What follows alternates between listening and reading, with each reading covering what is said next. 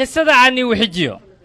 قصة وحي دحمرتي واقع وحير وايا دقيستا عاد يرسي فعلا دقيست عشان الله صودا دقيستا شيطان اي فرعون اي دحمرتي قصة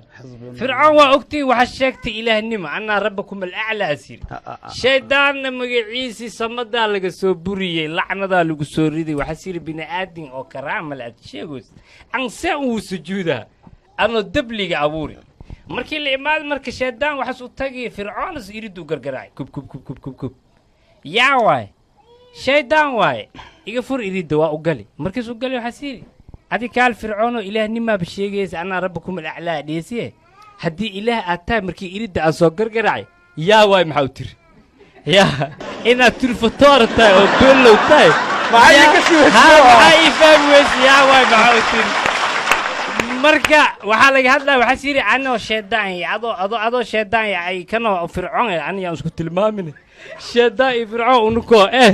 qof naga ana ay u tilmaamin saaxir yaa ani ay gelin ma ogtaa siiri